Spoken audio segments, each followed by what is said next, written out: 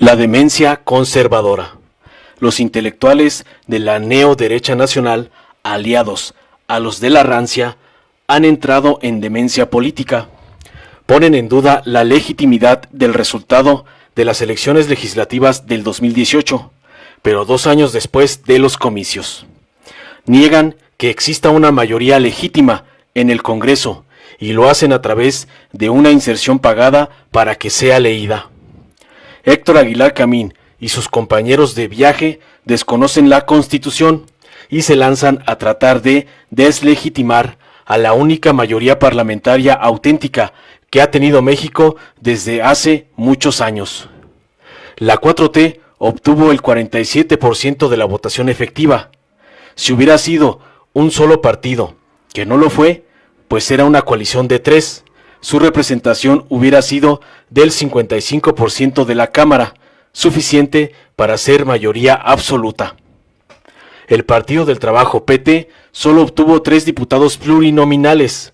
Se aplicó severamente la cláusula de sobrerepresentación y ninguno le fue asignado al Partido Encuentro Social. No alcanzó derecho al reparto.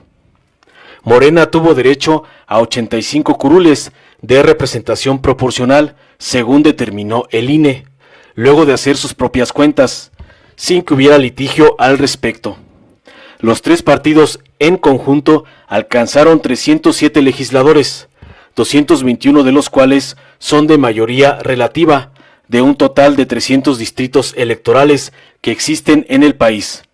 Es decir, la 4T no alcanzó la mayoría, solo en 79.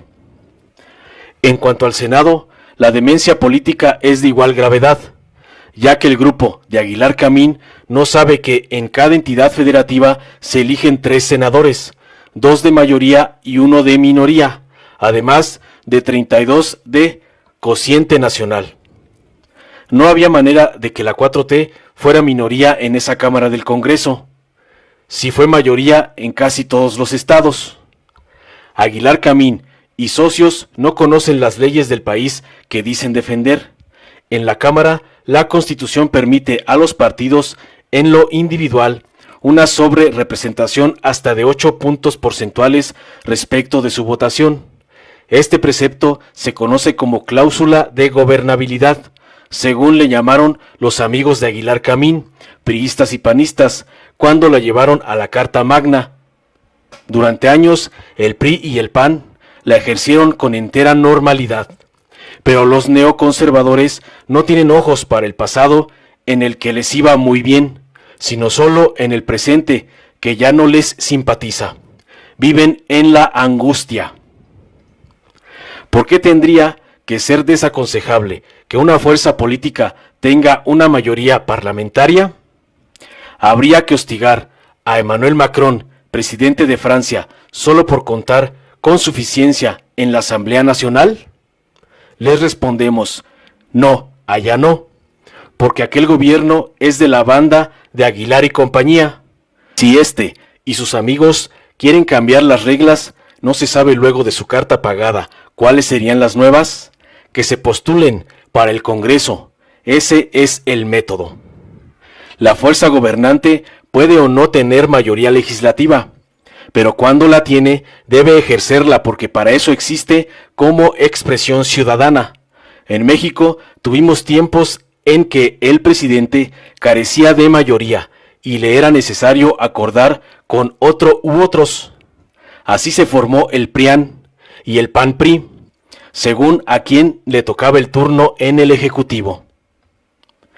Si en un futuro cercano el resultado de la elección legislativa no otorgara a ninguna fuerza política la mayoría parlamentaria, no habría ningún problema nuevo. Pero esa no puede ser una exigencia democrática, sino una aspiración de las oposiciones actuales. Son 2 cosas diferentes. La democracia, como la conocemos, es un sistema competencial, con relativa tolerancia. La atomización en la representación política no le es consustancial, pues esta es solamente expresión del voto ciudadano. El llamado equilibrio de poderes siempre ha sido una falacia, porque no hay equilibrio en la Constitución. Lo que existe es un sistema con ramas del poder, cada cual con facultades diferentes, pero no en competencia. Lo normal en esas democracias es que la fuerza política mayoritaria ocupe el legislativo y el ejecutivo. Cuando este último carece de respaldo suficiente, tiene que llegar a arreglos con otros, así de sencillo. Pero Aguilar Camín y socios creen que el equilibrio consiste en que el pueblo vote de la manera en que a ellos les conviene, es decir, que elija una mayoría parlamentaria que no sea de la misma fuerza política que la del Ejecutivo. Lo plantearon cuando íbamos a votar en junio de 2018. Pidieron que, por favor, los electores que estaban a favor de AMLO votaran por diferente partido en las boletas de senadores y diputados. ¿Cuáles eran los otros partidos? Pues los mismos de antes. Si el triunfo de AMLO era inevitable, había que buscar acotar el cambio, el nuevo rumbo. El diferencial de votos se produjo por sí mismo porque el fenómeno era al revés. No pocos que por lo regular votan por otros partidos lo hicieron por AMLO en la boleta presidencial. Iban a lo seguro y querían un cambio, pero no fueron tantos porque en la votación de diputados la suma de los partidos de la 4T alcanzó el 47%. Los intelectuales orgánicos de la derecha funcional de nuestro tiempo se inventan un nuevo prototipo democrático. El punto central ya no es que cada quien vote como quiera y se respete la votación, tal como hemos llegado a pensar al respecto, sino que lo haga de tal manera que se logre el equilibrio, entre comillas, es decir, que el Ejecutivo y Legislativo correspondan a fuerzas políticas diferentes. Esta novísima teoría, como obligación democrática, podría conducir al perpetuo conflicto irresoluble entre ramas del poder político. Nada nuevo, a menos que se restablezca el PRIAN, el partido de Aguilar Camín y compañía.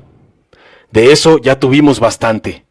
En cuanto a demencias políticas neoconservadoras, ya estamos teniendo suficiente.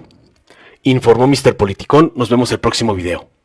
Si te gustó, dale like, compártelo, suscríbete y activa la campanita para recibir las notificaciones de nuestro canal.